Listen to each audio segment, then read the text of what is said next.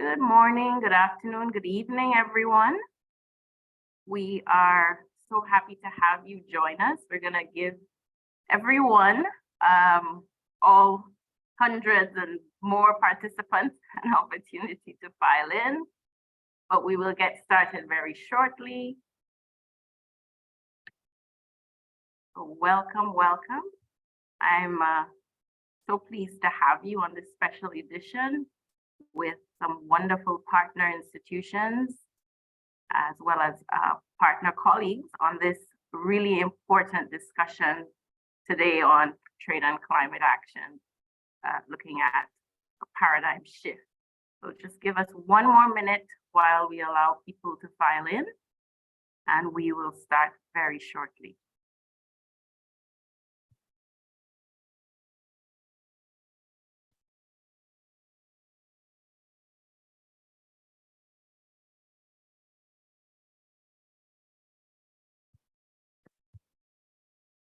Welcome, everyone. Welcome. We're seeing the numbers begin to climb. I'm so pleased that you are all joining us from every part of the world, whether it's your morning, your afternoon, or your evening. You are very welcome on this webinar, which we will start very shortly.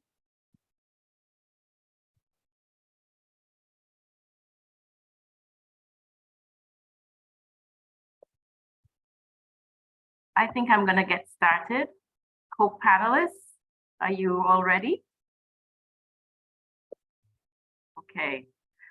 So good morning, good afternoon, and good evening to this global audience assembled today for a special edition of the SRC Lunchtime Chat Series entitled Trade and Climate Action, Shifting the Paradigm for a Just Transition and Sustainable Development. My name is Jani Vremi, and I am proud to be the director of the Sridath Ramphal Center for International Trade Law, Policy and Services, which we call the SRC. We are the Caribbean's premier trade, training, research, and outreach center, nestled in beautiful Barbados at the University of the West Indies Cave Hill campus. And our task is to help the Caribbean region transition and innovate in its approach to regional and international trade policy. So if you are here with us for the first time, welcome, and we hope that you continue to follow us on our website at sridathramfalcenter.com.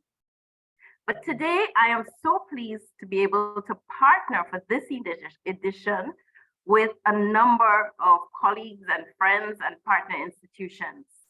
The Aligning Climate and Economic Governance, which is part of the Future of Climate Cooperation project out of Oxford University's Blavatsky School of Government, the Forum on Trade, Environment, and the SDGs, TESS, and the Remaking Global Trade for a Sustainable Future project led by Professors Dan Esty, Joel Trackman, and myself. This webinar falls under the ambitious mission of that Remaking Trade project, which you'll hear more about during the course of this webinar, but whose aim is essentially to bring sustainability and the sustainability agenda right into the bosom of the global trading system. We are also very grateful to our sponsors so far, which include the Lords Foundation, Open Societies Foundation, the European Climate Foundation, Villar Institute, Yale Planetary Solutions Project, and the Silverado Policy Accelerator. In order to get started with this webinar, it's my pleasure to hand over to Professor Thomas Hale from the Blavatsky School of Government, who is going to moderate the remainder of the proceedings. So welcome all, and over to you, Tom. Thank you so much, Jenny, for that warm word of welcome. And it's very exciting to be here virtually hosted by Barbados, but in a way that so feels very warm and just like we're there in person. It's very exciting also because I think the moment is really ripe to have this conversation. And it's ripe in two ways, I think. I think there's a recognition more than perhaps ever before that climate change is already and will continue to really reshape the world economy in fundamental ways. As of course, as the world decarbonizes, the source of energy the world has used for the past 200 years will radically change, is radically changing. But also, of course, as the impacts of climate change are felt more and more, the economy will need to become more resilient, or else it will suffer huge, huge impacts. And this double challenge of decarbonization and becoming more resilient is caught up in the bigger transition, of course, towards sustainable development overall. So that recognition that we can't just sort of assume the economy is going to be the way it has been for the past several decades is, I think, clearer than ever before. The second recognition is that actually there's a lot of interest in changing the institutions that govern that economy in a way that I think has also never been quite as salient. So there's a lot of talk these days about a new Bretton Woods, about the missions of fundamental sort of post-war architecture changing to adapt to this new reality. And of course, these we see that very clearly in the case of Barbados with the bold proposal for the Bridgetown Agenda by the Prime Minister of Barbados, which talks about expanding multilateral development bank lending, building new resilience funds through the issuance of special drawing rights from the International Monetary Fund, and other such proposals. And that idea has really sprung at the top of the agenda of the international climate process at COP27, the summit held in Egypt end of last year. And it's very much on the agenda now, with governments coming into the spring meetings of the international financial institutions in Washington this spring, and into a big summit hosted between President Emmanuel Macron and Prime Minister Mia Mottley in June. So this issue of fundamentally rethinking the institutions of the global economy is at the top of the agenda. And that's necessary because we're seeing this shift in the economy I mentioned really changing some of the politics and tensions in ways that demand new solutions. So, for example, today the European Union issued a new proposal that will match the proposal of the law put forward by the United States in terms of subsidizing green energy and technology. So we're seeing a new kind of geopolitics around the race to industrial policy to drive the transition. And of course, the US response was in part, the US law this summer rather was in part a response to the action being taken in China to drive reindustrialization in its own economy. And so this is a big transition with some pretty contentious and fraught politics. That's of course between countries. Within countries, the politics are equally contentious between those parts of the economy that see a bright future in a decarbonized world and those who are worried about what role they will continue to have to play in this new changing economy. And so the need for governance and new solutions is bigger than ever before. I think what's particularly exciting about the session today is how we can think about not just a sort of standard conversation, which has been, if I may say it this way, often a conversation within the global north, within developed countries and to each other, and how that becomes a much more global conversation. I think if we're interested in finding sustainable governance solutions, ones that really address the problems, the deep problems, then that is a very welcome and necessary step. So this broader rethinking of the global economic governance institutions has progressed in many areas, probably most furthest in the finance realm, as the Bridgetown Agenda shows. But I think the discussion today is able to look at a hugely important area that needs a lot more advancement, which is, of course, the trade realm. And trade matters because it's a huge chunk of the world economy, something like 32 trillion US dollars last year, and indeed growing last year, even under this very strange conditions of war and different kinds of shocks, trade grew more than 3% globally. So this is going to be something we have to get right. And it's one where I think this sort of spirit of fundamentally rethinking the paradigm of how we approach this transition is going to be really important for guiding those future developments. Of course, we've been thinking about the role of sustainability and the environment and trade for a long time now. And if I might crudely generalize, the sort of older paradigm of how that was thought about was, how do we deal with the externalities of trade liberalization?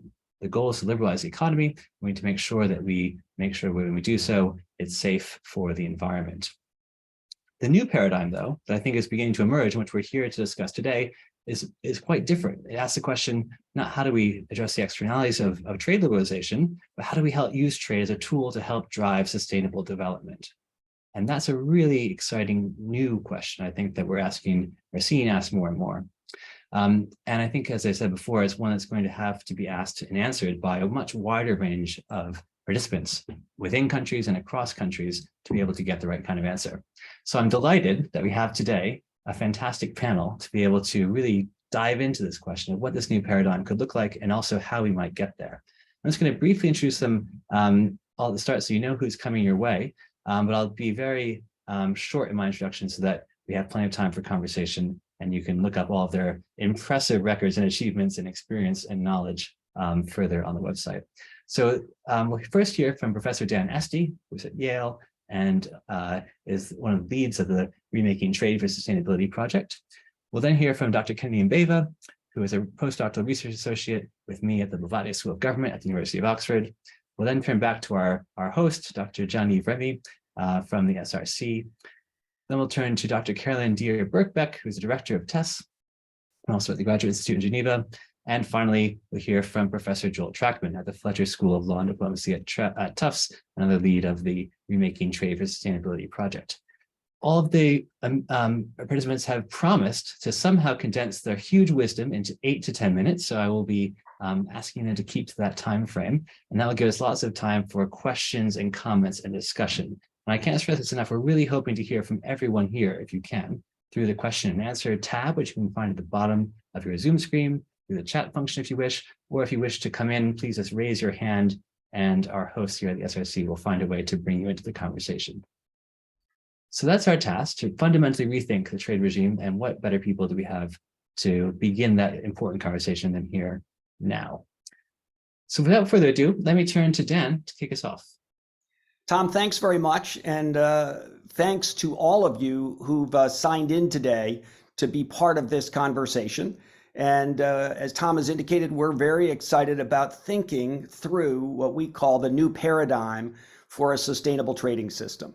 And I have to confess to being one of the people that was a part of the old paradigm, having been thinking about this issue now going back 30 years to my own time in the US government in the late 1980s and early 1990s, when I was a climate change negotiator from the Environmental Protection Agency, part of the team that put together the 1992 Framework Convention on Climate Change, also part of the team that developed the environmental provisions of the NAFTA.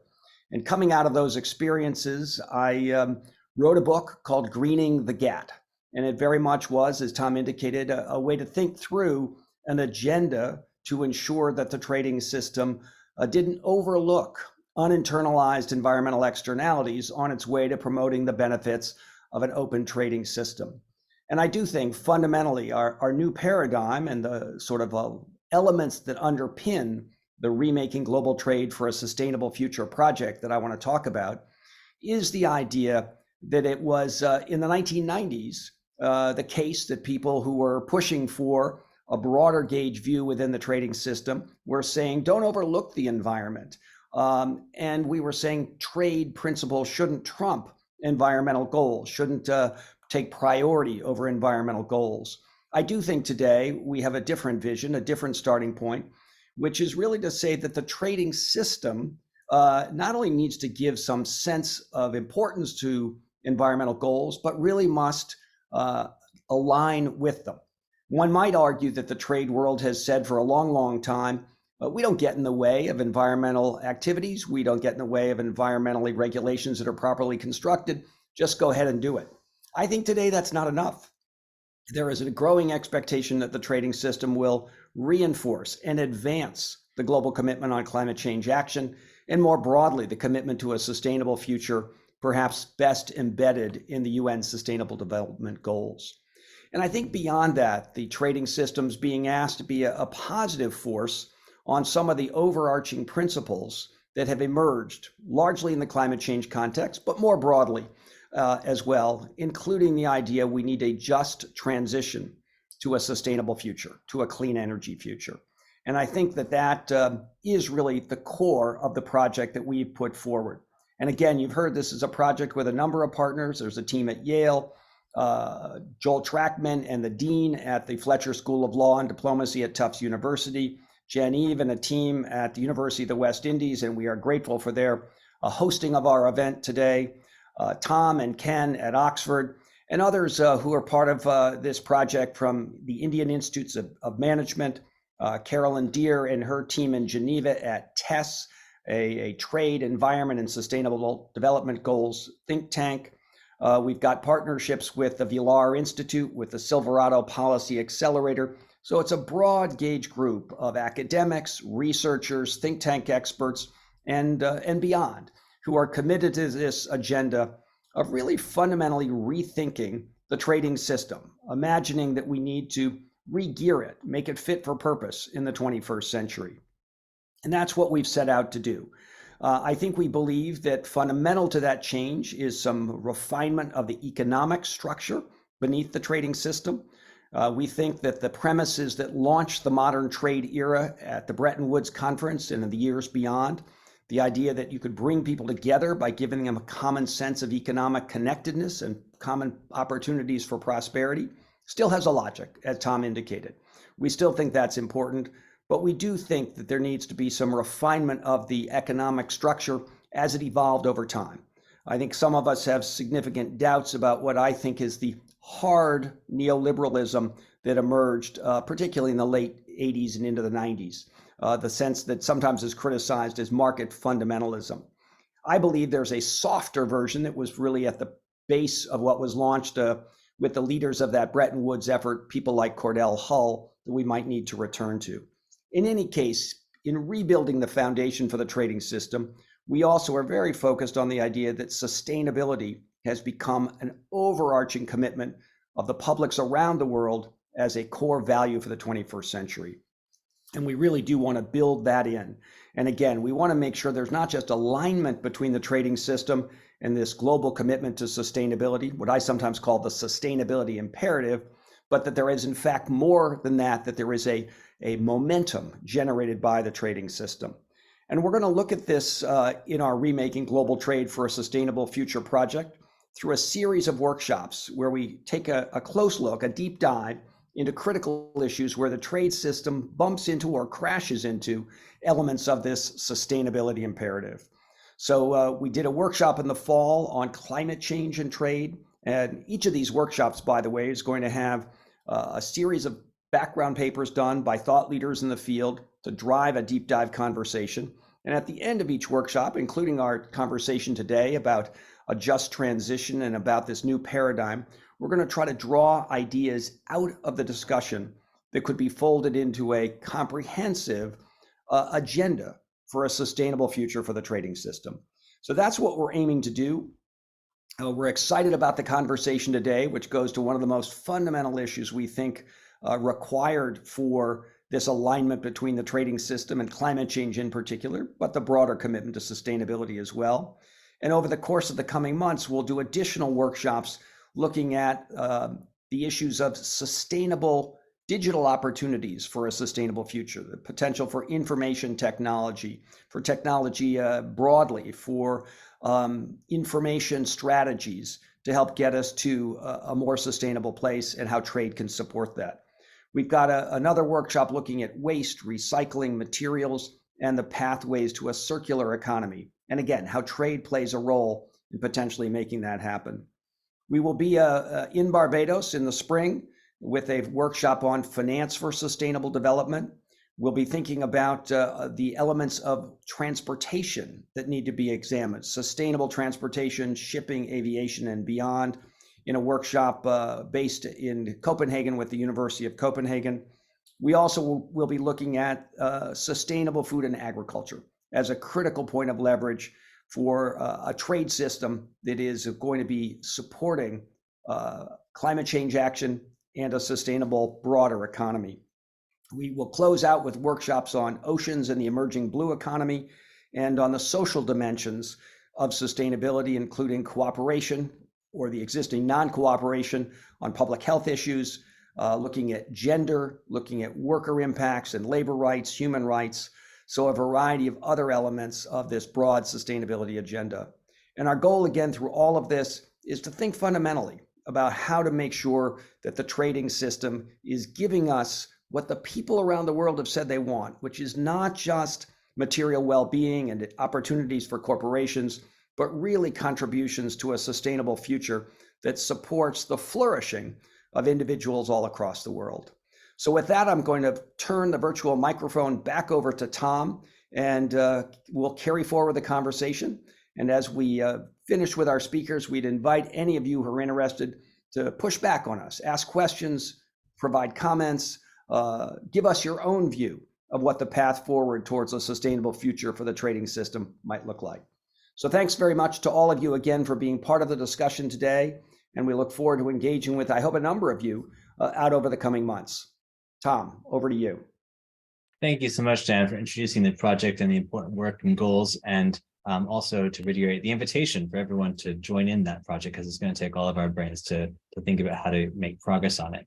Let me turn next to Dr. Kennedy Mbeva, who is a postdoctoral research fellow at the Bovada School of Government and the Global Economic Governance Lead for the Future of Climate Cooperation Project. Ken, welcome, and over to you, please. Thank you very much, Tom, for the introduction, and thank you everyone for attending today. I'm very honored to participate as part of this distinguished panel to discuss a very important topic as has been articulated. So I'll try to build my comments based on preceding presentations, including sort of the setting of the context that Tom provided, the kind of moment that we find ourselves in, but also, as Dan mentioned, the need to rethink how we approach trade, climate, and sustainable development. So I'll try to build on that theme and provide a regional perspective. And I'll start also at the moment where Africa finds itself in. And Africa is at an inflection point, as many of you know, and it's a point where the continent is really trying to reclaim its place and image in the global arena. And to that effect, the issues of trade and climate are quite substantial in those efforts. And I'll start by mentioning first and foremost that my presentation will be focused on looking at the regional trading system in Africa and how that connects with the issues that we've discussed, including at the multilateral level. So first and foremost, I'll start by painting a picture of the context within which these issues are playing out.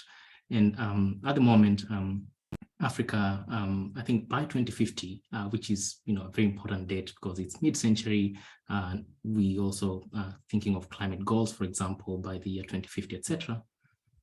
2 out of every 5 children will be born in Africa. So the way the world will look in 2050 will be quite different. But also in terms of, in economic terms, African countries are hoping to sort of double their trade within the continent by 2050, and to have a continental economy that is worth around $29 trillion. So that's the kind of huge sort of structural changes that are happening 2.5 or 3 very short decades. And this is the context within which some of these issues are playing out. So zooming into the critical issues of focus here today, that is trade and climate and sustainable development. I'll start by noting sort of the trading mostly in Africa now is one where there's a lot of momentum, and African countries concluded the Africa Continental Free Trade Agreement, and which seeks to sort of create a continental market for more than 1 billion people for now and 2 billion people by 2050. But also the population is very young. 7 out of 10 Africans are below the age of 30. So that shows you the kind of dynamism that is there, but also the need to provide economic opportunities to such a young population. But also Africa is really impacted by climate change. And recent estimates show that African countries lose 5 to 10% of their GDP due to the impacts of climate change. But all African countries, except Libya, for obvious reasons, have made national climate pledges under the Paris Agreement. So there's that kind of commitment as well. And so the question is, how do we connect the dots, provide opportunities for a growing population, but also contribute to addressing the climate impacts in the continent, but also to the global climate efforts or development efforts.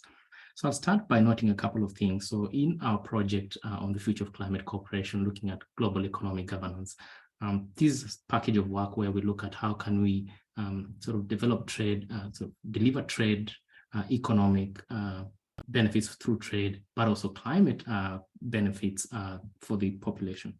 So we looked at institutions, the key institutions in Africa that are helping to connect those dots.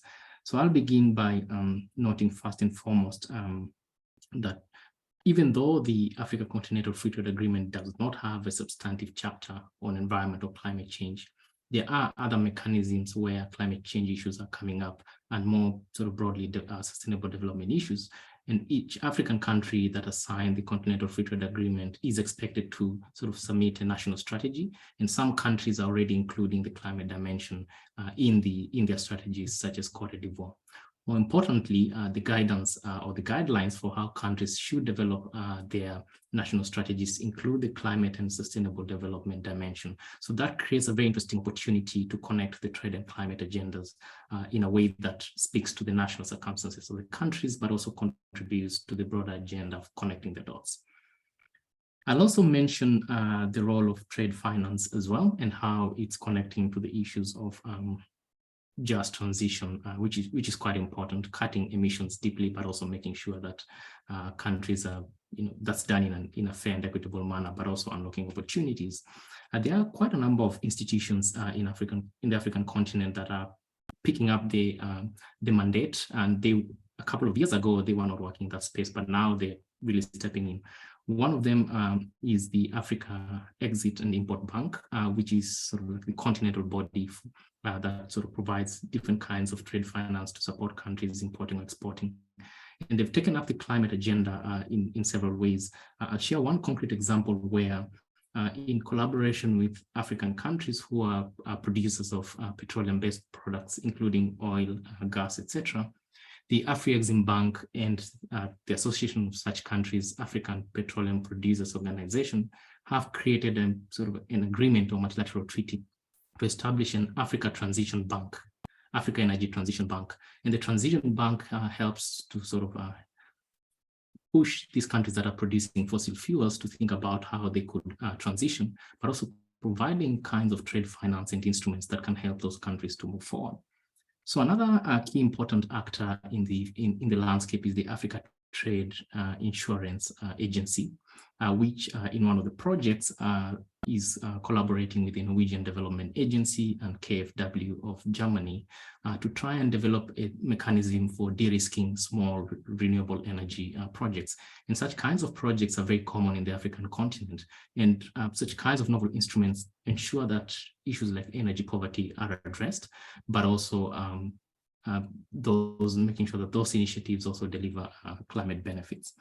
So I think in conclusion, I'll mention also the importance of the public development banks, which are also stepping in to provide a kind of cross-cutting finance to connect the trade and the climate agenda. And so it's a space that is moving very, very quickly. And perhaps I'll leave finish my presentation with one reflection on, we can see some movements in the regional space that are quite distinct but complementary to the multilateral process. And so the question is, how do we link the regional and the multilateral, but also compare the different kinds of approaches at the different, in the different regions, and how sort of some of the thinking that is emerging from the bottom up can even influence how we think about these issues at the multilateral level. So I'll finish off my presentation here and hand over the virtual mic back to Tom. Thank you.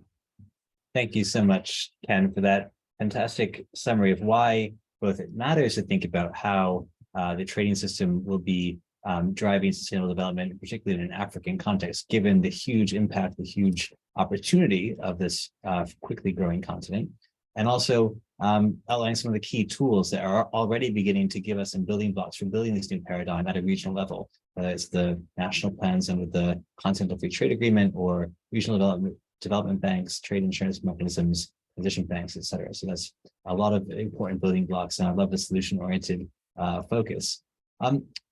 That to complement the view Ken just gave us on the African context, I wonder, Johnny, if we could turn to you next to say a bit more about how you're thinking about these issues in the Caribbean region and what opportunities and challenges you see there. Thank you so much, Tom, and really feel privileged to be part of this important conversation and link it to the Caribbean sustainable development priorities. So I will say that a lot of my thinking, the developed thinking on this topic is reflected in a publication that I released SRC and TESS yesterday, and is available on our website, which looks really at the trade and climate related priorities of CARICOM countries as it relates to the WTO, discussions happening there, and hopefully will filter on to negotiations. But stepping back a little bit about the question and the topic today, I think modestly, I would ask for us to start thinking about the paradigm shift for this region, starting with just the understanding among policymakers, civil society, government representatives, negotiators, of where the connections actually lie between trade, climate change, sustainability, and the ideological prism of the just transition almost as a conduit to achieving the Sustainable Development Goals. And the reason that I will start with that just as a premise for shifting the paradigm is I feel that we at the SRC have been trying really hard to get the conversation on trade policy to fixate more on how trade policy can actually be used as a tool for advancing the Sustainable Development Goals. When we looked at the Sustainable Development Report by the UN of 2022, one of the things, the SDG 13, which urges climate action, is actually one of the agendas or the topics that has been seeing the most progress in the region, which is great news.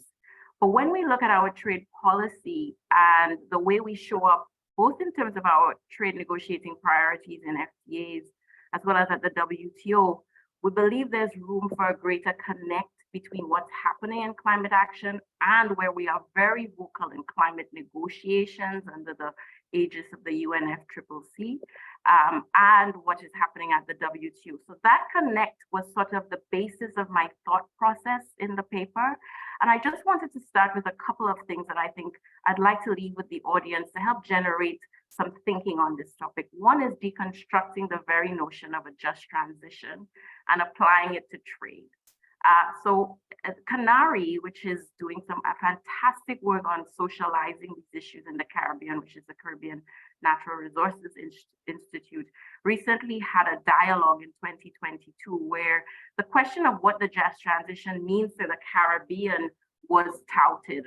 And one of the things that the lead speaker there, Mr. Maxime, one of the speakers, was that it is respect to climate change of the just transition implies that citizens disadvantaged by adaptation and mitigation actions will be buffered through a series of socioeconomic programs that protect livelihoods. And in the Caribbean, I think the outcome, what is achieved in terms of equitable outcomes, is just as important in his view as the means and the process for achieving it. And that has to be more inclusive. It has to adjust our thinking of how to pursue these lower carbon emission developments, but being inclusive in terms of advocacy and stakeholder involvement ex ante, improving legislative frameworks, and going about this transition in a more holistic way. Similarly, the second element to the question of the webinar is how do we think about sustainable development? And as Ken mentioned, I mean, a lot of the Caribbean countries, all of them are party to the UNFCCC and have actually submitted, and some of them have submitted their second nationally determined contributions. But when I peruse them, we did that for some, difficulty because you had to actually go through each of the 15 ones of CARICOM. The actual connection between the trade agenda and their adaptation and mitigation priorities, we actually had to find ways of discerning what we could say about trade related priorities. And they really resided in things like tariff policy, of pursuing more, efficient imports, energy efficient imports, technical standards relating to building codes, development of renewable energy through technical and technological transfer. But in the IPCC report, I think there is a broader notion of what this sustainable development as applied to the trade context can entail. And chapter 15 of the most recent report coming out of Working Group 3 actually looked at climate resilient development as a process of implementing mitigation and adaptation options to support sustainable development, but bringing into the fold all the different actors like civic organizations, governments.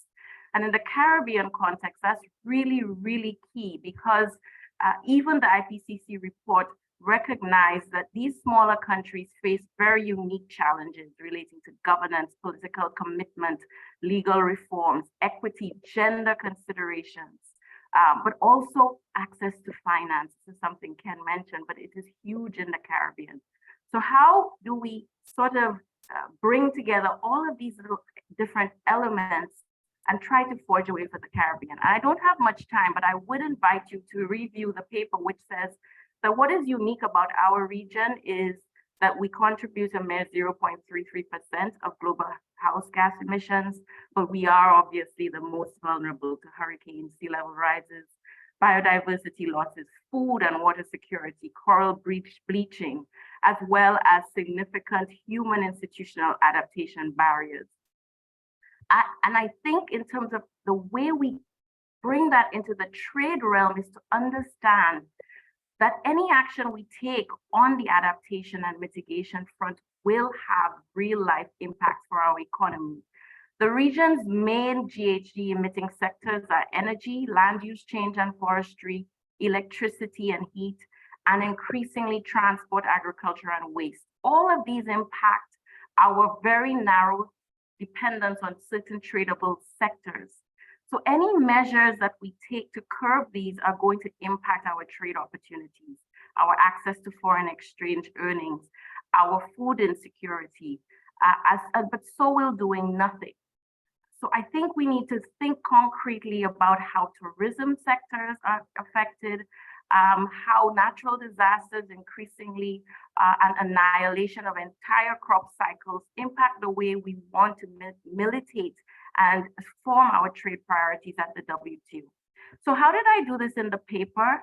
In the absence of a very clearly articulated sort of trade policy that marries the climate approach that we have, which is very vocal. I think Tom mentioned the Bridgetown Agenda, Prime Minister Motley, all of our governments, Guyana, all of them very ambitious in terms of their outlook for how to lead a low carbon development strategy. This is Guyana that has recently discovered oil, but still very committed to low carbon strategies. Well, the first place to look, as I mentioned already, would be the nationally determined contributions.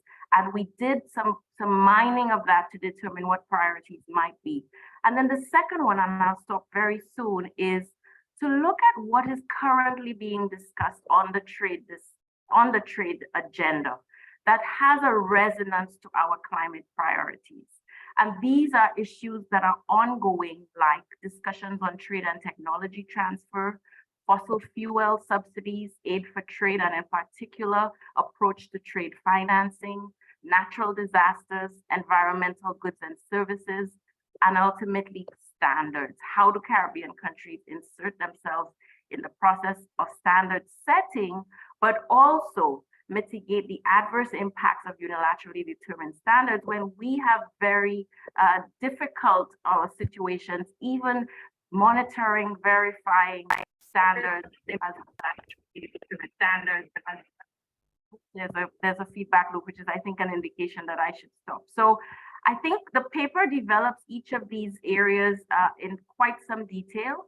And as I said, this looking outside and looking to see where our climate priorities lie and having a dynamic process of ensuring we are represented globally in these negotiations, but also checking in also with always with what our development priorities are is key, but understanding the linkages is most important. I think part of the entire beauty of this remaking trade process is that we can learn best practices from other regions. The priorities emanate from our own region, but Africa, Asia, these countries have a lot to Latin America through tests. A lot of these have come up best practices, and I think we can learn from them and eventually make sure that social dimensions also are front and center in thinking about how to ensure the just transition and sustainable development. So I'll stop here and I look forward to the conversation. Thank you. Fanny, thank you so much for that very clear and I think powerful and compelling articulation of why we need to connect these agendas and why actually in practice many governments have yet to connect those dots, but also the opportunity of doing so and the risk of not doing so. Sorry, that was the timer just going off there. So everyone's doing a very good job of their timekeeping, and thank you for that. We've now heard from an African perspective, a Caribbean perspective on these issues. I want to now zoom out, if we can, to the multilateral level. And Johnny, you already began to mention this, how this has articulated itself in WTO. And to do that, I turn to Carolyn, who's been working in Geneva with WTO colleagues, with trade ambassadors, with trade ministers.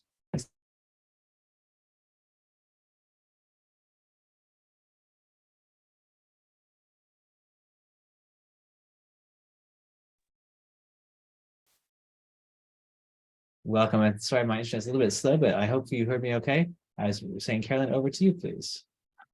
Great, thank you. My connection just broke off at exactly the worst moment, but I'm back now. So thank you all, and thank you, Tom, for the introduction. So I'm joining today, yes, from Geneva, and I hope I can share a little of the multilateral perspective on this challenge of a paradigm shift on trade and climate. So most of the work that we do here in Geneva is trying to build more inclusive cooperation on sustainability international trading system with a focus on the multilateral setting and yes, sustainability. So what I've heard so far on the panel is the importance of an integrated approach. And so for me, what I'm hoping to convey today is both that when we think about paradigm shift, to me, the two most important elements are inclusive international cooperation and integrated approaches. So we've come some way in recent years in identifying some of the climate and trade intersections and also the talent challenges. We've also made important links between climate and finance. We need to do more on both of these, but the idea is we also need to connect these better together. So the trade, climate, and finance discussions, and to really underpin these in a sustainable development perspective. And so from my point of view, making these connections is vital politically in order to build momentum for more sustainable trade. It's also vital to ensure a fair and just transition to more sustainable trade or sustainability in trade. And it's also critical if we're going to advance the kind of structural transformation that we need to see if we're going to reach our climate goals and climate resilient development. So super quickly, I just wanted to remind us of a few facts in order to anchor this discussion and also my own remarks or my own approach to this. So the first is, as we all know, the Paris climate goals require massive and rapid economic transformation. The UN Secretary General reminded us just last month that without deep and rapid decarbonization of energy systems in the next 10 years, we will not reach the Paris Agreement goal of limiting the rise to 1.5 degrees. He said we needed to double renewable energy sources for electricity by 2030. So that's in the next 6.5 years, to triple public and private investment in renewables to at least $4 trillion, shift away from fossil fuel subsidies.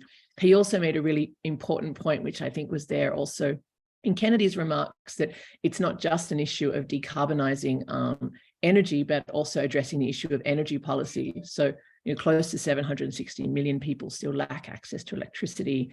2.6 billion people around the world don't have clean cooking solutions and so on. So we have to keep this in mind, that for many countries, this is not just about climate action, but about climate resilient, sustainable development, or climate, you can find different terminology for that, that it's not just about just transition, but also achieving their wider development goals. I mean, so the IEA estimated that Africa alone would need 133 billion in clean energy investments, not just to meet its climate goals, but also to meet its energy goals. So I think the other part of the context I think is really important is not just, of course, that developing countries are most vulnerable economically, socially, and environmentally to climate impacts. They're also living the fallout of COVID-19, a huge debt crisis, a cost of living crisis. And they're also falling behind on the sustainable development goals. And the world's poorest countries saw their debt servicing payments rise by 35% last year alone. So the key thing is that most developing countries, and not just LDCs, face a huge financial and technological challenge in getting towards this transition. And the race, this race to decarbonization is really complex for them. And so we have to bear this in mind when we think about discussions of trade and climate and fairness. What we can't do is have a two-tier world economy where a number or a large group of developing countries do the dirty production that more advanced economies transition away from. which would not only be bad for the planet, but would also be bad for those countries because it would be locking them into an old economy, and meaning they weren't able to be part of this much more competitive, dynamic, greener economy. So we need to find a way to talk about climate and trade where all the countries see that they have some pathways to thrive in this discussion. So trade and trade policy will need to play a central role in that, but it will only work if we place sustainable development at the heart of it. So just to hear quickly some of the things that I hear in International Geneva. The first is there is a broad appreciation among a wide diversity of countries of the need to ensure that trade and trade policies don't get in the way of climate action. So part of this will be moving away from trade in carbon intensive products and reducing the carbon footprint of trade. The big challenge is the how. And here we have two issues. One is who sets and how do we set and agree on the kinds of standards that are needed to reduce the carbon footprint of trade. This is around everything from standards, measurement, labeling, and there's also issues of just transition. So according to UNCTAD, for instance, more than 2/3 of LDCs have economies that depend directly on export of high carbon emitting commodities like minerals, metals, and fuels. So this is a huge, huge ask for them to decarbonize. Second, there's also a growing recognition of the need to harness trade and trade policies to help drive this transformation. And here again, the issue is how do we recalibrate, adjust, or implement trade policies in ways that respond to the urgency of climate action, but to do so in ways that are fair. So developing countries raise concerns about the rapid rise in the number and diversity of climate-related regulations, business requirements, and investor pressures. Many say it's beyond the capacity of their governments and businesses to implement and comply with them. So some of it's about having greater transparency and fairer principles for how we design and implement trade-related climate measures, bearing in mind climate law and principles as well. And some of it is also that developing countries don't want to be bystanders in all of this.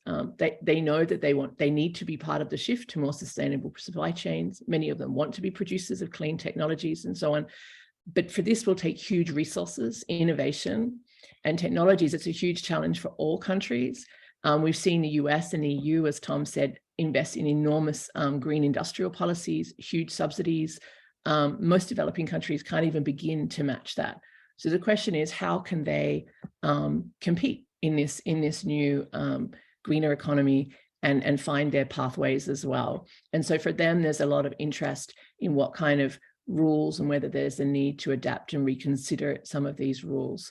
I noted on the technology front just last week, the UN Secretary General called in his energy plan for removing IP barriers on key renewable technologies, arguing that these should be treated as global public goods given the urgency at hand. And of course, there are some developing countries who are really focused on the idea that on the challenge that they have in terms of responding to the impacts that climate shocks have on their exports, which includes their connections to international supply chains and also their ability to pay back debt.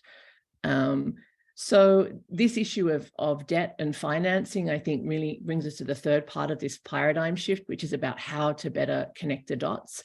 And here, as I'm sure I'm running short on time, what I did want to inspire you to look at is a series of papers, which Yaniv's paper is part of, but that Tess is producing, trying to provide some regional perspectives from developing countries, working with experts there on what they see as the trade and climate agenda. And I would say the short version here is that all of them have focused on the fact that we need to integrate and link better the sources of financing. So you have a climate finance agenda, where obviously there's a need for more support, fulfilling the commitments of the $100 billion goal, more for adaptation, finance is easier to access, and so on.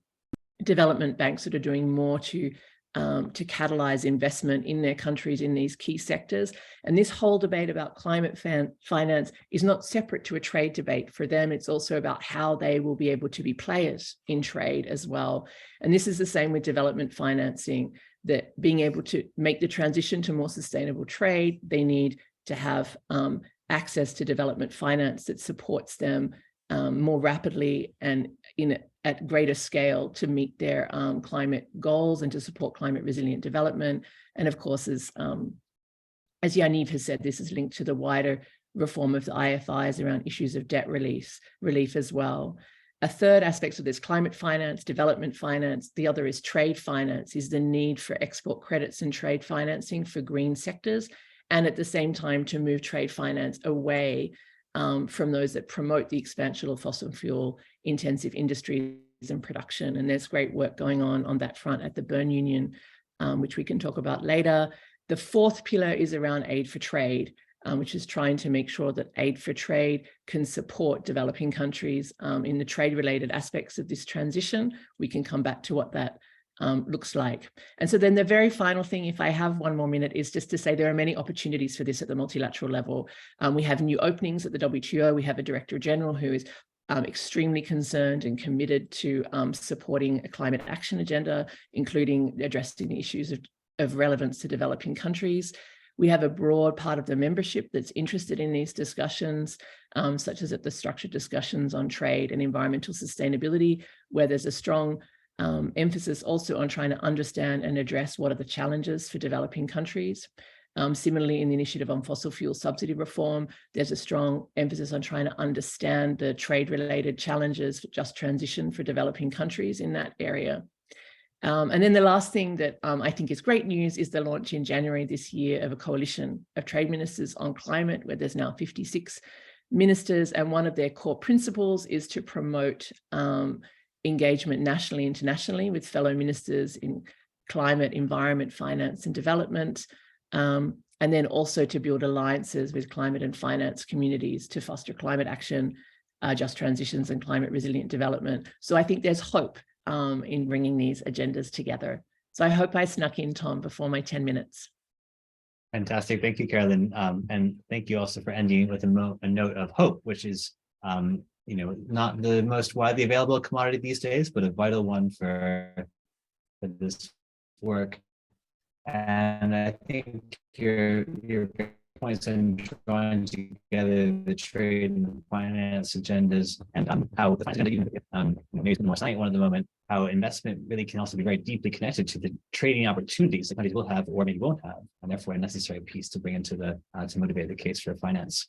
Let me turn to our last intervention from Professor Joel Trachman, but just before I do so, let me remind everyone that we're eager to receive questions and comments. There are a few raised hands and comment and questions coming through the chat, so please keep that thinking going. I'll turn right to you once after we hear from Joel. So Joel, over to you, please. Take us to your perspective on how this paradigm shift might be proceeding. Thank you, Tom. And my remarks, I think, will follow well from the remarks of the others, and especially Carolyn's call for an integrated approach. And we're speaking about sustainable development, and I think that involves the need to combine trade with sustainability and also a satisfactory distribution. And people who think about these things often refer to the work of the anthropologist and economist Karl Polanyi, who wrote in 1944 about how domestic economies are embedded in society, and that domestic redistribution is needed to avoid market disruption by the dispossessed.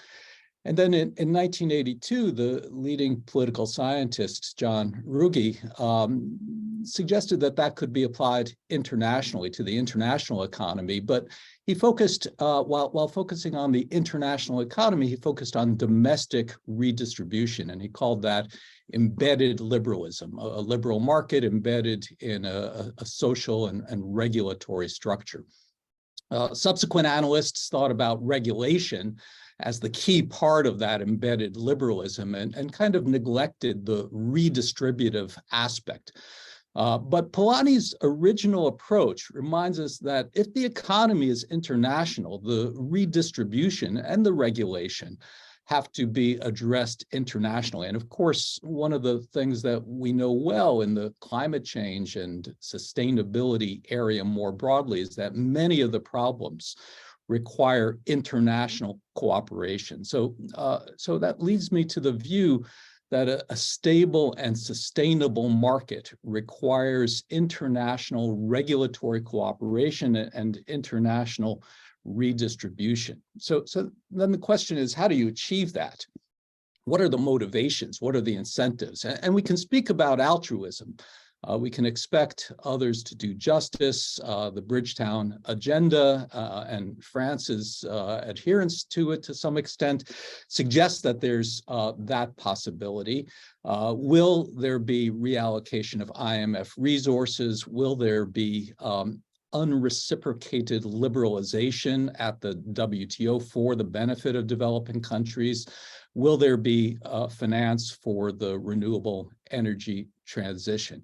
I think those are all motivations, but I think we have to recognize that they have limited potential. And so the other way to achieve this just transition is through bargaining.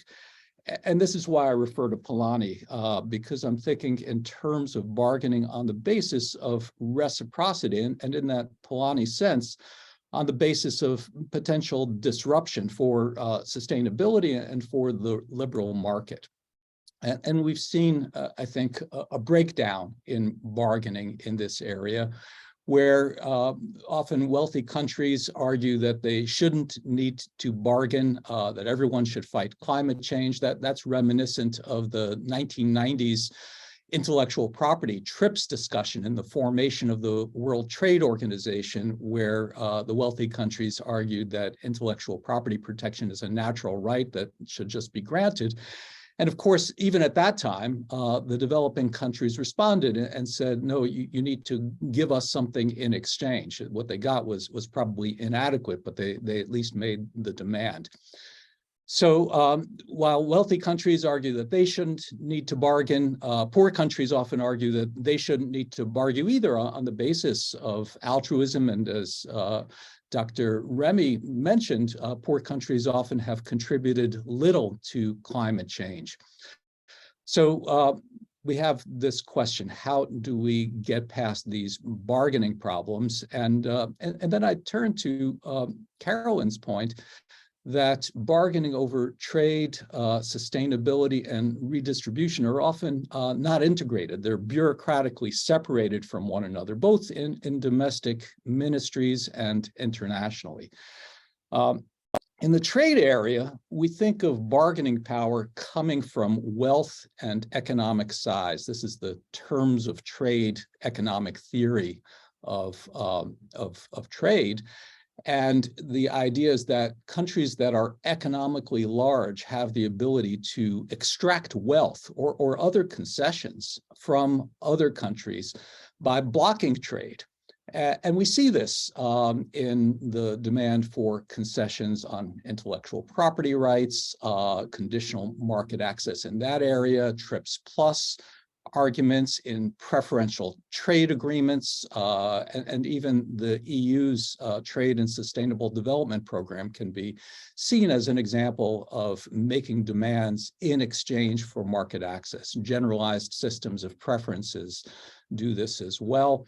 The CBAM and proposed climate clubs. The CBAM is the European Union's carbon border adjustment mechanism, can also be seen as an example of wealthy countries establishing conditional market access as a basis for demanding action by other countries.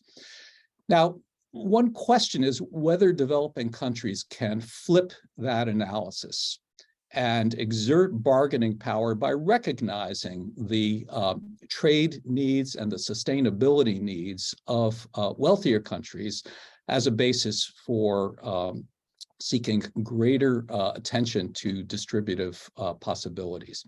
And we see examples of that, of bargaining power being exercised by developing countries in the recently concluded trade facilitation agreement at the WTO, in aid for trade, in climate finance, in these recent just energy transition partnerships, trying to establish a transition from coal with a number of wealthy countries agreeing with countries like South Africa and Indonesia to help to fund a transition from coal to more renewable energy. And And we might add to this the possibility that wealthy countries would see market liberalization of their markets in agricultural products or other products of interest to developing countries as a mechanism for compensating developing countries for cooperation in some of these sustainability areas. So what is needed? I think in terms of addressing these questions about how to bargain for a just transition, what is needed is more bargaining capacity and more treaty-making capacity, a kind of global embedded liberalism in that John Ruggie sense, with both a regulatory feature and a redistributive feature. And the regulatory feature needs to be an integrated cross-functional lawmaking and law-applying capacity with cross-functional linkage at the institutional level. We need to lateralize some of these policy silos. We need to bridge these silos between different international organizations, between different national ministries to expand the bargaining set, to increase bargaining opportunities compared to single issue negotiations.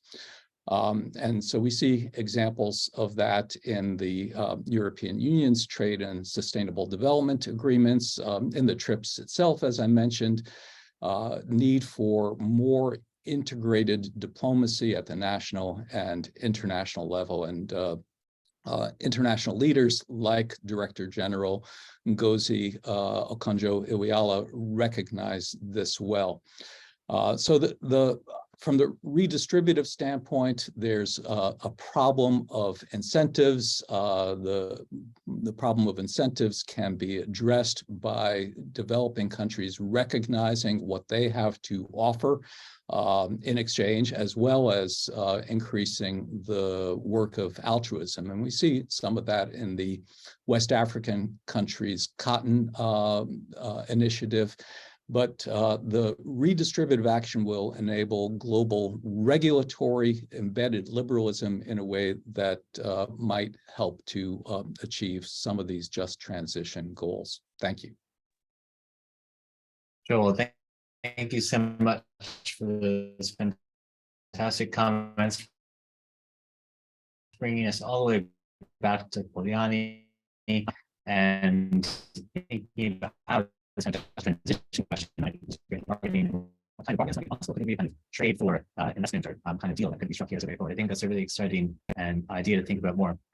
Thank you to all the panelists for those excellent comments and also for sticking to the time, because plenty of time for questions. It was excellent because they're coming in fast and furious. So without further ado, let's turn to bring in some questions and comments from the floor. And if we can start with Juliet Olukan, and apologies if I mispronounced your name, please come in and give us your question or comment. Thanks, Thomas, and thank you to all the panelists for the wonderful interventions and presentations. I hope I'm audible enough. So I have two questions, one to Daniel and, sorry? Can you hear me? Yes, we can hear you well, Juliet. Oh, all right. Yeah, so I just have two questions to Daniel and to Dr. Kennedy. So I'll read both of them. So I'd like to ask Daniel, you mentioned a very critical point about just transition, which is an emerging topic today. So I was wondering, since just transition has become established as part of the international climate discourse, how then can we, or how can this concept of just transition be implemented at both the national and industrial level? And to Dr. Kennedy, speaking about the African context, how can we balance? Because I know one of the challenges that Africa is facing in international trade and sustainable international trade really is integrating or the integration of trade into sustainable value chains is really huge challenge. So how can we balance the speed and the magnitude of trade in Africa while also achieving inclusive and sustainable growth. So thank you very much, and thank you to all the panelists for the wonderful presentations. Should I step in, Mr. Moderator, with a response to Juliet to start with? Yes, please. So I do think, and this is one of the topics we really want to dig into in the conversation today, that fleshing out what just transition is going to mean in practice on the ground around the world is fundamental to progress on climate change broadly and a successful transition for the global economy to a deeply decarbonized future. And I think this has become a buzzword and everyone nods in agreement, but there's some significant work to do to unpack what actually the elements of a just transition might look like. So let me start with a few thoughts, and I by no means think I have all the answers. So Juliet, if I could, I'd like to turn the question around on you and ask you the same thing you've asked me, but I'll start. So from a national point of view, I think it's quite clear that there needs to be finance to help developing countries step up to the sustainability imperative, as I sometimes call it.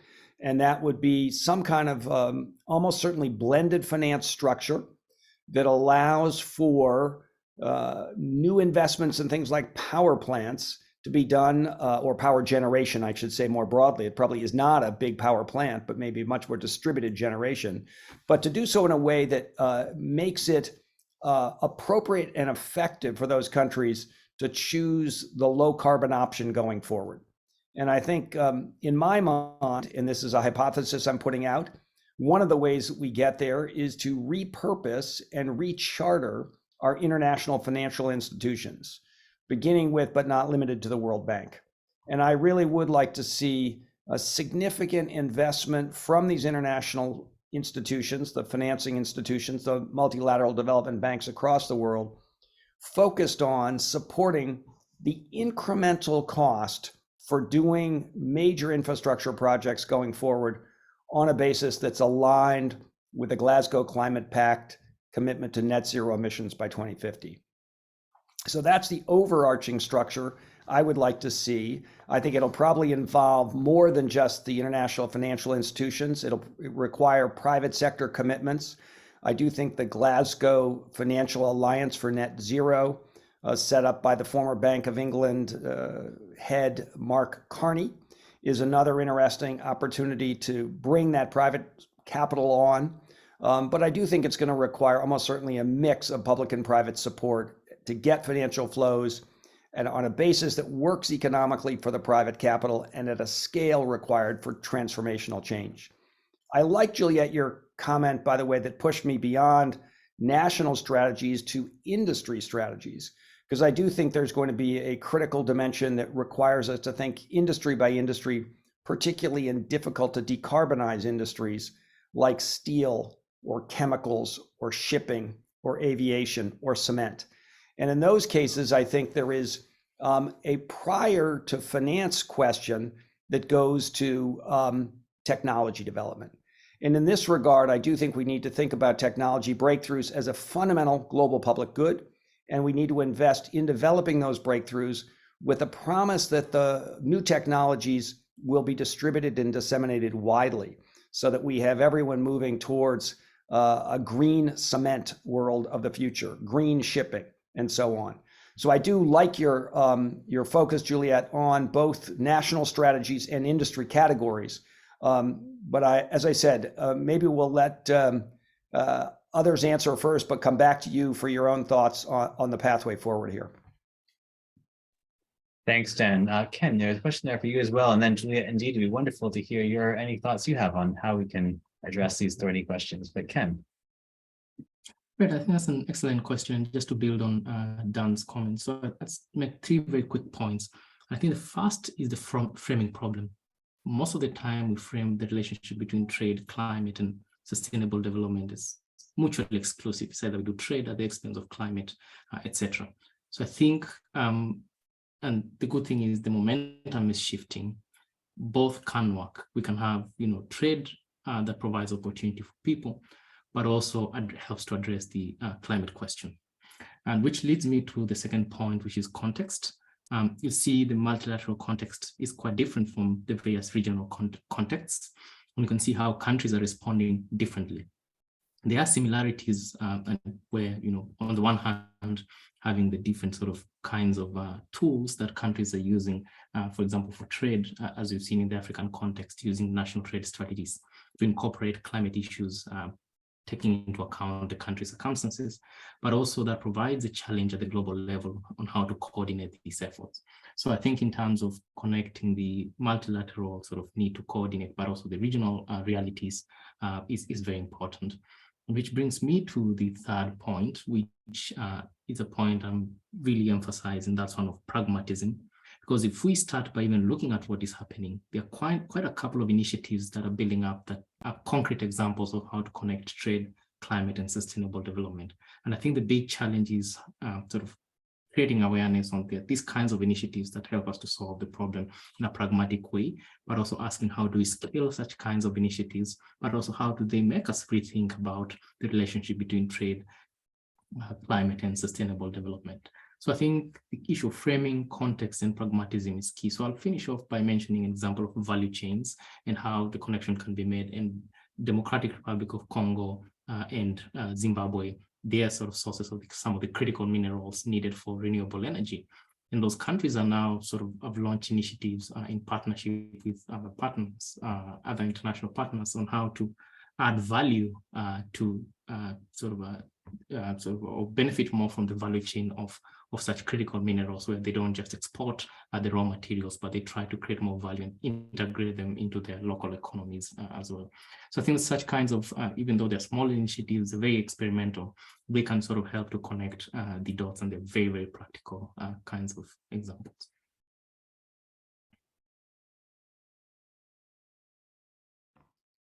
All right, maybe we're going back to Juliet. Do you want to give us thoughts on your vision of the just transition? Yeah, thank you so much, Dr. Kennedy and Daniel, for answering the question. So I have a few thoughts.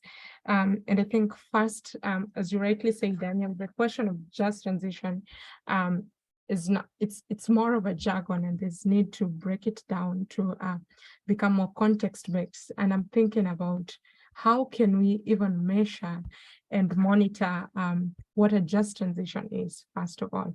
So I think just to kind of respond to myself would be to assess progress in different several key areas. And one of them can be to measure progress, or rather to track changes in key economic indicators. And I believe trade is one of them. Also, such as the share of renewable energy in the overall energy mix, the level of investment in low carbon infrastructure, and reduction of greenhouse gas emissions. So how can this concept be implemented at national and industrial level? So I think one of the ways in which this can be implemented would be to look at it, to ensure that the transition is equitable, meaning that the benefits and the burdens of transition are shared fairly. So this would also mean that the transition does not reinforce existing power imbalances in a nation, for example. So I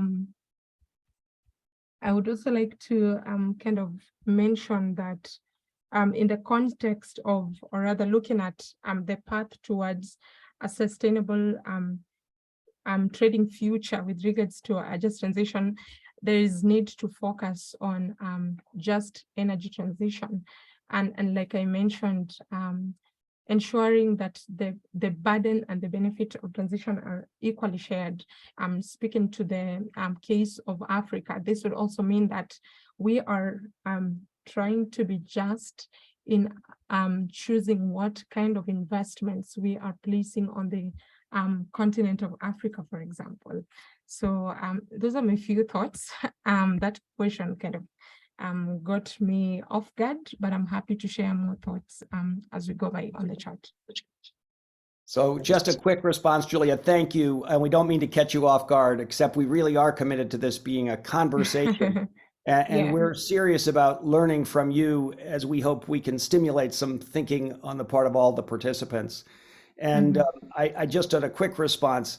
I do think you're quite right to focus on equitable, and you made an important nuance that I hope everyone captures, or you offered one, and that is we need to think about equity both between or among countries, but also within countries. And it's very important that this transition be seen as one that all sectors of society, including perhaps most notably the lowest income sectors, are able to proceed forward with and have some confidence that they'll come out the other side of the transition in a better place. And I think that is fundamental not only for fairness, which is the implication of your comment, but I think for political success in driving the change that's required. Transformation is never easy, change is never easy, and it does require quite a careful political strategy. And I think the just transition has these multiple layers that are fundamental to the overarching project of moving forward towards a transformed world that can respond to climate change. And I just would echo one other thing that you said, which I very much agree with, and that is we need data to build out the strategies. And data at the national scale, we need to be able to add it up at the global scale to see if we're on target. But we also need to disaggregate it to industry, but even below that to company scales, particularly when we start to think about how the transition is going to be gauged from a trade point of view. Are companies taking unfair advantage of circumstances? Are we going to need to put forward border carbon adjustments to equal the playing field or level the playing field? Some very important questions where we need work now on the underlying data and frankly on the methodologies for understanding questions like how to gauge the embedded greenhouse gases in traded goods. I wonder if we should jump to Purva, who has a Dan, related question. Dan, 1 second. I think we had another hand up, and I don't want to take over the moderating role of Tom. I know you had Yes, some. you can hear me okay? I think I'm back. Sorry, my internet connection was not doing very well, but I'm happy to jump back in. Apologies for that. I think we have two hands actually on the floor from Carlin and Yasmin. So I wonder if we could take them in that order and then we ask the panelists to respond to them. And then but please keep them coming in. But Carlin, over to you first, please.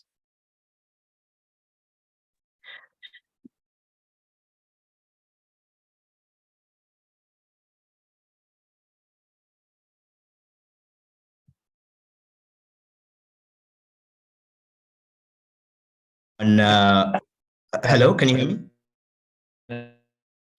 Hello. Yes, fire away. So again, James You Mwangi from can- Climate Action Platform Africa, co-founder alongside Carlene of that. And where I wanted to pick up was some of the discussion and an observation. Some of the points that were made actually have a very crucial insight that is really the center of some of the work we've been doing at CAPE over the last couple of years, and indeed speaking to this need for data and a little bit more rigor around what the opportunity is for and from the global south in driving decarbonization. And I think the implied fact that I think Kennedy touched on is increasingly with shifts in technology for a number of countries, the just transition framework actually does not make sense. In other words, the cheapest way for them to actually energize, having not yet invested in an energy infrastructure, is already a green one. That's a first step, which is to say, we should recognize for a number of countries, particularly in sub-Saharan Africa, many of whom have a superabundance, so over 1,000 times available renewable energy compared to current energy demand, only a fraction of which is being tapped. Thinking about this as a transition issue is a bit of a misnomer. Instead, what we have is a stranded massive global resource and a massive potential comparative advantage. In other words, the binding constraint for countries like Kenya or Ethiopia, etc., is not so much that it's more expensive to go in a green direction, but rather that the productive capacities of their economy remain low, and thus they cannot tap their massive energy resource and other resources to translate into global decarbonization value. And that is where I see a real challenge, and I think the thrust of my question, which is, despite their best intentions, if poorly designed, Mechanisms like the carbon border adjustment, if it takes a very generalized view that says, well, this is how much it costs in carbon terms to produce this product on average globally, versus actually asking how might production in country A differ from production in country B, could lock away the world from a lot of that comparative advantage that would actually create industrialization opportunity while aiding decarbonization by shifting production to the places where green infrastructure actually makes economic sense. A similar risk exists with the IRA, which is a fantastic effort to stimulate investment in green technologies, but could, if poorly applied, suck that investment to second best locations that happen to have a huge amount of governmental subsidy at the expense of poor countries who do have the right conditions and environments for large-scale production of things like green hydrogen for the globe. So there's something here about really tackling what does comparative advantage mean, and how do well-intended trade interventions avoid becoming unintended interferences in comparative advantage for the global south in actually leading the charge on decarbonization, not just in reducing its own emissions, but in reducing total global emissions by absorbing global production. Over.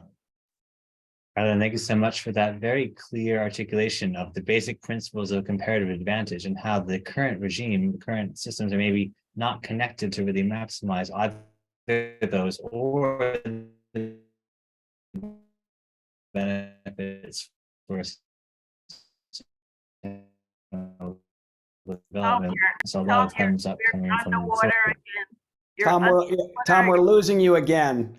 So let me take a quick shot at James's point and invite others to jump in as well. I think there were several critical elements that we really need to take on board from what James just identified. One, which I'm not even sure was James's primary point, but I take it very seriously, is that we need to ensure that the just transition is not just about compensating people for perceived burdens and helping them acquire technologies that are increasingly valuable, but actually create upsides, a sense of real opportunity. So James, thank you for that. I also think that we are in a very tricky mode or very tricky moment where modes of comparative advantage are being torqued by government intervention. And it's interesting to see how in Europe, the concern about America's Inflation Reduction Act and the green industrial policy embedded within it has triggered an interesting debate. The first instinct of which from the European Union was to fight back and push back and demand trade arbitration in cases around the perceived violations of WTO rules and policies. The second instinct now emerging, particularly driven by a number of European companies, is to say, no, let's match. Let's do our own big, broader green industrial policy. But James, your point, implied point, is this might well leave the developing world behind as the countries that are capable of putting forward massive resources run out in front, perhaps with domestic content requirements that are exclusive rather than inclusive. So I am very appreciative of the points you put on the conversation today, and I think we need to take them very seriously and reflect as we develop our own just transition picture on how this blends in. Maybe I can just add a couple of points. This is really an excellent intervention, and I look forward to reading more of your organization's work, James. It's really helpful. I did want to say that, in terms of comparative advantage, that really is what international trade law is all about, and what it requires. It requires the operation of comparative advantage, and so discrimination of all types is prohibited. The interesting point you raise about data and applying a CBAM in relation to notional amounts of carbon instead of actual amounts of carbon, it will be a big issue if that's the way the CBAM is implemented, because I think the exception for environmental measures under the WTO would not allow that kind of notional calculation instead of some more realistic calculation. So I think it's a very important point, and one that brings us to the non-discriminatory aspect of international trade rules. Thank you. Thanks so much, Joel. I'm going to take over the moderating in the 5 minutes we have left. I see there's one more hand. So Yasmin, I'm going to ask you to make it really, really quick so we can get a final round of answers to that question and any others that the panelists would like to comment on. So Yasmin, over to you. Thank you so much, Jan. I'll be quick because actually Joel ended up his intervention now with what I will begin with. So my question is actually for him. I want to just make a statement that, in my opinion, bargaining in the situation where we are now seeking just transition is facing two risks, and which are interlinked. The conflicting principles, some of them between the multilateral trading system and the climate change multilateral agreement principle, like the fundamental principle of non-discrimination, as you just mentioned, and also the common but differentiated responsibility and respective capacities, which actually provide some room for differentiation, let's say, for some discrimination in the system. So to what extent the friction between those two principles, while bargaining for a just transition, will not lead to an erosion of both systems? Yasmin, okay, Yasmin, I'm going to, unfortunately, we have 4 minutes. So that's a great question as you formulated it. So if you don't mind, I'm actually going to throw everything back to the panelists. So on that last question that Yasmin asked Carolyn of reconciling, and not to put you on the spot, but I know work that Tess is doing on CBDR and reconciling that with non-discrimination, bearing in mind that WTO does have special and differential treatment as well. Do you see that playing in any way in thinking about how we approach in the WTO negotiations, the just transition and sustainable development? Sure. Look, I mean, I think that for many developing countries, the issue of just transition and CBDR in the trade and climate context is really, really important. So for me, the challenge really is one of having a discussion around principles that we can make sure that we don't end up in a whole set of disputes and trade tensions that will undermine the urgent cooperation that we need on climate action now. So that's one area. So we need to grapple with that seriously. We don't have 15 years to negotiate about these issues. So the thing is recognizing that there are two important areas of international law. There are more principles of international law that are relevant to this that one can draw upon. So I think, we need to get the regulatory framework right and the principles right. At the same time, we also just need to get on with solving problems. And I think the point that James made, we need to work out where we can move and how to make it happen. It's an urgent problem. If you listen, that's why I had my facts at the beginning. We're talking about enormous change in 6 years if we want to tackle this problem effectively. And so that requires people to step out of their normal negotiating mode, to think about this as a global public goods challenge. And if we need to invest more faster in Africa where they have clean energy, and we need to prioritize them as a place and their role in supply chains, that's what we should be doing. We shouldn't be spending the next 10 years debating CBAM and the rights and wrongs of trade law. We should be getting on with making things happen. Thanks, Carolyn. Excellent. I know we have 2 minutes left. So what I'm going to do, kind of pivoting a little bit from James's intervention, which is a huge part of the story, obviously, and for the Caribbean as well, if I can use my privilege as moderator, is bringing that investment and bringing these technologies in. So I completely agree that, we're spending a lot of time, both in terms of energy resources, also focus of negotiations on responding to these unilateral measures that many countries think are inherently unfair. But the flip side of that is making sure that we have the means and that trade rules don't get in the way of the flow of technology into countries where we can actually promote a decarbonized agenda that is, as you say, James, has absolutely nothing to do or already has a captive sort of audience, but there's a problem maybe of developing these technologies. So as we close, panelists, I'll give you each 1 minute and we'll go over the 11:30.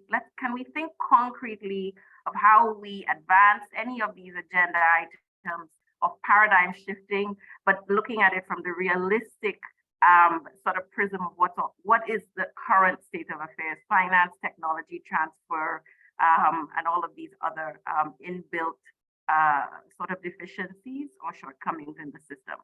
So I'll start with Ken, and then we'll go to each person. Thanks a lot, Genevieve, and thanks everyone for a very stimulating discussion. So I think I'll conclude with just two take-home points. And the first one is, as everyone could tell, there's a kind of momentum on the need to sort of connect the dots. And I'd emphasize really the building blocks approach, because there's a lot that is happening. You know, all the bandwidth has been taken by CBAM and other kinds of instruments, but there's a lot of interesting stuff that's happening that I think is not on our radar yet. And so I think the challenge is trying to see some of those initiatives that are moving faster than the debates that we are having, and trying to see what we can learn and consolidate from those kinds of initiatives, identify the kinds of barriers or challenges that are there and how to sort of best address them. But I think the building blocks approach would be quite useful as we move along. Thank you. Thanks so much, Ken. See how I tried to rope in Malcolm Spence's question into my final comments. So Joel, to you. Thank you. I wanted to just spend a moment adding to the response to Yasmin's well-put question about really this question of integration of different bodies of law. It's true, though, that the WTO has this principle of special and differential treatment. And there is room, even in the exceptions in the WTO treaty, for treating differently situated countries differently. But I think the main point, as Carolyn said, is really integration of these arrangements, to recognize that we've already negotiated common but differentiated responsibilities and different levels of nationally determined contributions, and then to find a way to integrate that with any kind of trade mechanism. The other thing I wanted to mention, also in response to James's point, is that our next workshop next month will be focusing on digital technologies and other technologies relating to trade and sustainability. And one of the critical questions will be access to technologies for sustainability. So thank you very much. Thank you so much. I will go to Dan. So I'm going to take my minute here to respond to a couple more questions that were posed in the Q&A, and I am grateful for all of you who've engaged with us and offered your thoughts and pushed us.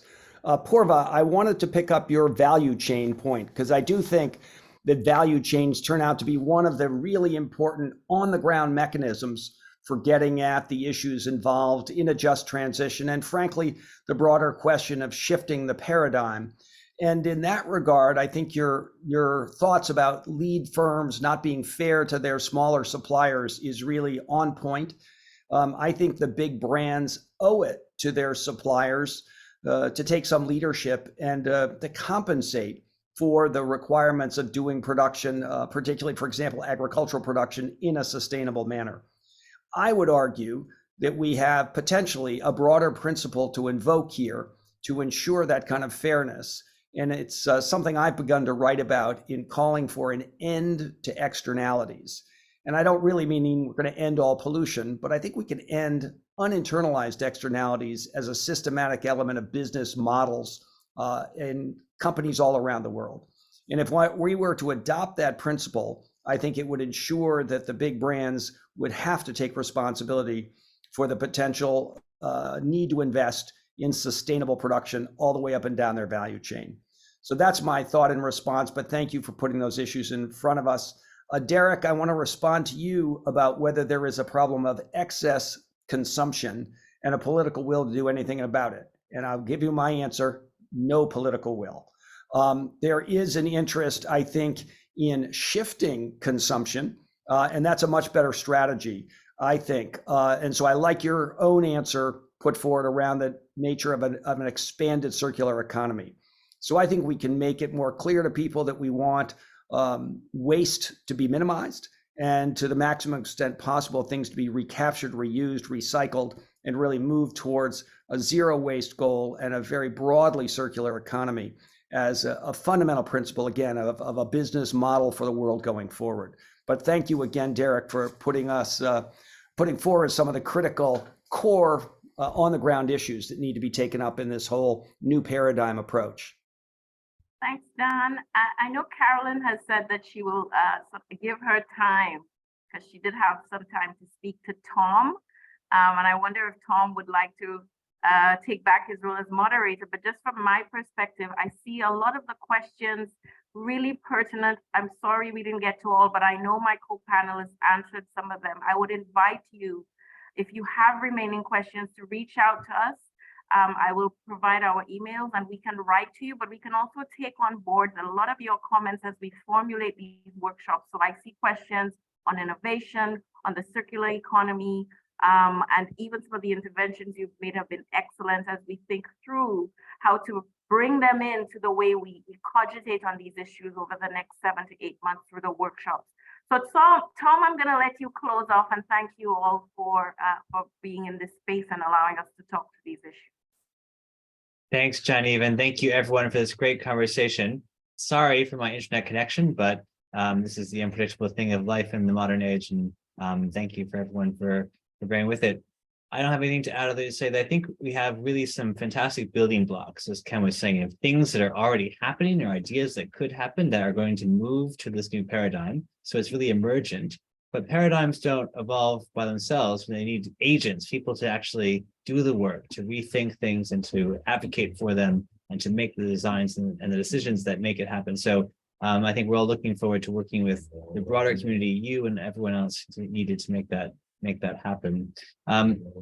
It's a big challenge. And as Joel was saying, a kind of Polanyian sort of evolution of the market and society relationship sort of challenge. And we're going to get there because we have to. And that's a very exciting moment. Why this conversation today has been so exciting, and why we're excited to take it forward. So thank you all for your time and look forward to speaking again soon. Thank you. And just to say at the last comment, as the host, we will make the recordings available to persons who weren't here to view it live on all of our respective platforms.